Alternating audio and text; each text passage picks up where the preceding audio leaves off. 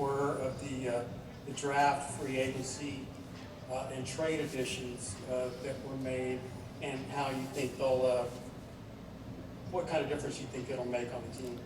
It's gonna make a difference for sure. You know, we got some great pickups.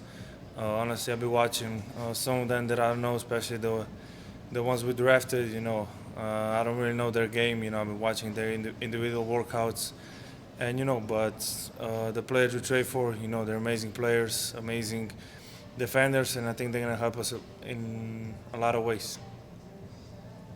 Okay, Marcentina.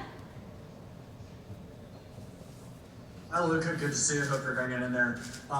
When the playoffs ended, Rick had said that even with how much you've accomplished your first 2 years in the league, that he sees you being even better this upcoming season. I was wondering, how do you view that, and what have been the things that you're doing to try to build off of what you've already done? I mean, I hope so too. You know, every year I want to be better. You know, that's the goal.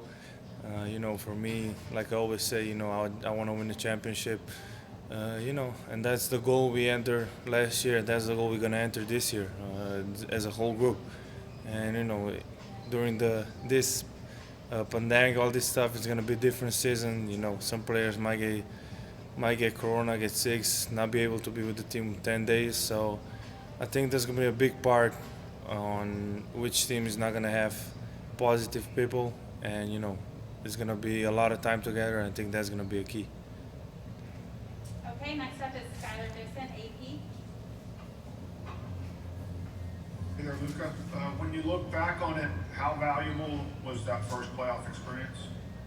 I mean, it was, not great because we didn't win, but you know, it was my first playoff experience. You know, against an amazing team. You know, a team that was going to win a title, and you know, I learned a lot. Not just me. I think the whole group learned a lot, and you know, we're just gonna learn from that, and hopefully we can use it again this year. Tim Cato. Hey Luca, we were just talking to Josh Richardson, and he was talking about meeting you at 16 out in Santa Barbara. I assume that probably was the P3 workouts. Do you remember meeting him then, and you know just what that experience is like, and did you keep up with him in the years since then? Yeah, I remember. It was at Santa Barbara. You know, I was still playing for Real Madrid. I was young. I think I was 16. You know, we were working out in the morning in P3. You know, and play some pickups uh, in the afternoon. And you know, since then, you know, we always talk a little bit. You know, always we gotta play the FIFA stuff. But you know, he likes soccer. I like soccer, and we were keeping up with each other since then. Okay, Callie. Hey Luca, what parts of your game, you mentioned wanting to improve, but what parts of your game did you focus on these last couple of months, and what are you going to focus on going forward? Like I always say, you know, you gotta work on everything. You know, you're never gonna be until you're the best at something. You gotta always work on it. You know, and I'll just working on everything. You know, especially my shooting. Okay, Coop. Hey Luca, just to follow up on that, just what about your shooting have you been spending a lot of time with? And generally speaking, do you think that the biggest improvement for this team will come really from your experiences of last year, specifically being able to close out games better, and the fact that you were able to do a little bit of that in the bubble, is that a sign that you believe that that problem is pretty much in the rearview mirror? First of all, the first question about shooting, you know, just a lot of shooting, a lot of positions, you know, every position, just a lot of shooting. And the second one, you know, not just me, I think the whole group. Last season we had a lot of games that we didn't close the way we should. You know, we were up like 7 minutes ago, and we lose it at the end.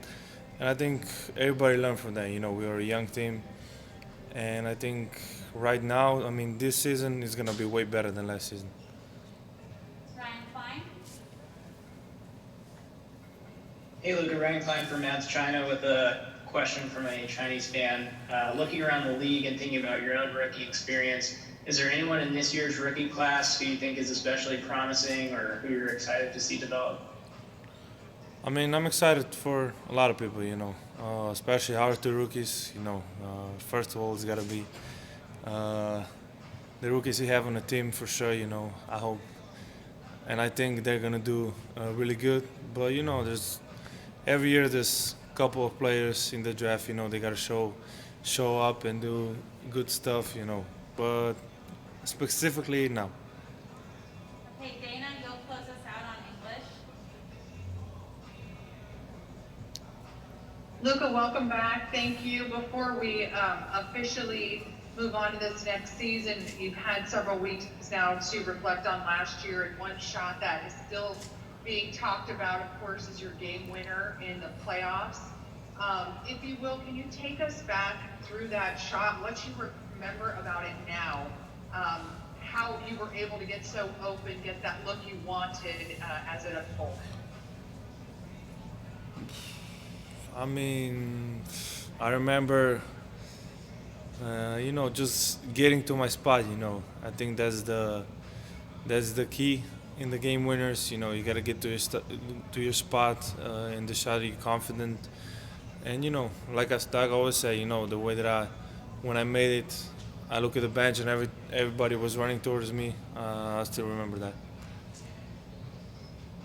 If you can just elaborate a little bit more on the emotions you felt as you did see it go in and the teammates coming out. I mean, I don't remember the emotions because after that game, I was thinking about how I felt when I made the shot, and I didn't remember. I was just happy, so that was it. Okay, I'm going to do actually one more in English with Christos from Greece, and then we'll move on to Spanish. Hello, Luka. I would like to ask you how big challenge for you and how hungry you feel to face Facundo Campazzo next season at Denver. I'm not happy because he's an amazing player, but no, I'm kidding. I'm happy for him to be here. He deserves it, but I'm gonna cheer for him every game, just not against us. Because he's a pain in the ass on the defense. So I'm sorry the expression. But I'm really happy that he's here. We're 3 for 3 on that expression with today's media session, so it's all good. I forgot how to do interviews. All right, we're going to switch to Spanish. You still remember how to speak Spanish? Leve. Eric, go ahead. Hola, ¿qué tal, Luka, para Telemundo? ¿Qué aprendiste de la temporada pasada, de los playoffs? ¿Qué te dejaron esos playoffs que crees que les puede ayudar tanto a ti individualmente como a tu equipo en cara a lo que va a ser el 2020-21? Bueno, lo que aprendí es que va a ser una guerra cada partido, ¿no? Hay mucho más de solo baloncesto, hay mucha gente que habla mucho, todo va a ser más duro, así que tenemos que estar preparados este año. Okay, next up is going to be Saul. Hola Luka, ¿cómo estás? Luka, cuéntame, ¿cómo ves esta adaptación que va a tener Facundo Campazzo al llegar a la NBA? Obviamente tú también llegaste de Europa, él obviamente con más edad, con más experiencia. ¿Cómo esperas que se va a adaptar a ese tipo de juego que es la NBA? Muy bien, creo que incluso mejor. Se va a adaptar muy rápido.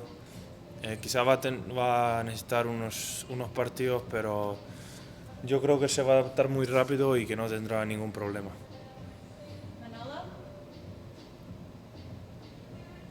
Luka, desde Puerto Rico, desde el 2019 cuando debutaste, 2020, año histórico, pero ya hemos hablado de lo que fue tu carrera. Háblame un poco sobre lo que para ti ha sido lo que viene siendo JJ Barea en el rol que regresa por el año número 15, en el rol para estar como mentor en el banco. Un dirigente estando con ustedes en la cancha y también en el banco. Háblame un poquito sobre eso. Bueno, yo no solo veo como el mentor en la banda. Yo creo que puede jugar, nos va a dar mucho cuando va a tener oportunidad. Yo sigo viéndole como que puede darnos mucho dentro de la cancha y bueno, fuera de cancha siempre me da consejos a todos. Creo que es algo importante que tengamos un tipo así. Okay, our last one in Spanish will be with Gerardo. Saludos, Luka. Qué bueno verte, saludable. ¿Nos puedes describir un poco tu pensamiento sobre James Johnson, el black belt en MMA? ¿Crees que ahora va a haber un poquito más de enforcement para protegerte a ti en la pintura? Y sabemos que tu artista favorito es el Conejo Malo. Si nos puedes decir su álbum nuevo del 1 al 10, ¿cuál es tu rating? Bueno, de James Johnson, he oído mucho, he hablado con, me han dicho que es un tipo fenómeno, y no solo por eso. Creo que nos puede dar mucho en ataque también, de la manera que juega. Recuerdo un partido cuando jugamos contra Miami, le sufrimos mucho en mi primer año, así que nos va a ayudar muchísimo. Y el álbum, pues todavía no he escuchado mucho, todas las canciones, así que te diré en la próxima entrevista. All right, now we'll switch to Slovenian. Today, Pozdravljen, Luka. Lahko komentirate uvrstitev slovenske reprezentance na Evropsko prvenstvo, ampak kako ste se počutili, ker se niste mogli pridružiti s fantom, čeprav smo slišali, da ste želeli? Ja, super. Mislim, da smo si zaslužili tja. V bistvu sem mislil, da bi mogli že avtomatično biti na Eurobasketu, ampak so si zaslužili, odlično so odigrali. Ja, hotel sem biti, tudi zmer, ko sem bil z reprezentanco, je bilo super, super sem se imel tudi izven igrišča, tako da leto škoda ni šlo, ampak upam, da za naslednje leto bom zihar lahko.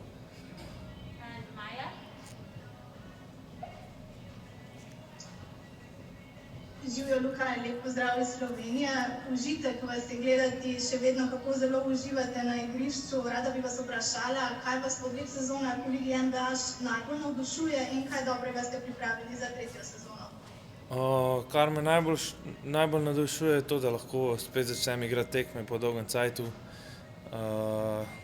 Ampak mislim, veliko stvari, no. Za mene je samo igranje košarke je super. Za novo sezono pa upam,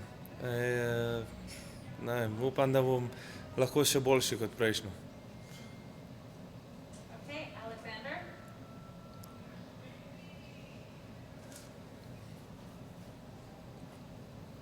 Alexander, you have to unmute. Luka, Aleksandar Žigić, Radio televizije Srbije. Dobar dan. Kakve su tvoje očekivanja od tvoje 3. sezone u Dallasu? Ove godine očekuje se tim ima veći uspjeh, a i ti si već broj 1 kandidat za titulu MVP igrača. Očekivanje su, mislim, nadamo se da možemo osvojiti prsten. To je naša prva, to hoćemo da napravimo, ali za MVP-a to nije ni toliko bitno. Šta će biti, ali nadam se da, i ja mislim da možemo osvojiti prsten.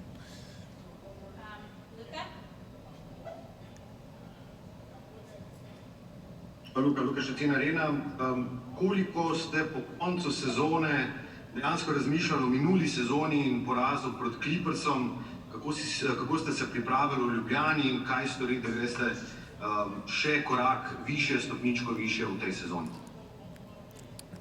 Po resnici je par dni, nič več. Zato, ker življenje v Bablu glih, mislim, pogrešal sem domov, pogrešal sem prijatelje, punco, vse družino. Tako da ne, par dni sem si dal, sem še razmišljal, pol pa bolj malo. Zdaj smo pa spet začeli malo razmišljati, kaj smo kaj narobe naredili, pa kaj smo dobrega naredili za to sezono, tako da to je to. Okay, and our last one is Prajrov. I believe I said your name totally wrong, but go ahead. Luka, vaši klipovi sa Bobanom Marjanovićem uveseljavaju sve na Balkanu. Da li biste ga trejdovali za Nikolu Jokića i sa njim lakše ka prstenu ili biste ga ostavili u svom timu kao saigrač? Mislim, ne bi ja tradao ništa, ja ništa ne mogu da tradovam. Tako da To nije moj posao, ali ne bi tradao, iako Jokara hoće, neka dođe vamo. Jokara zna da hoće.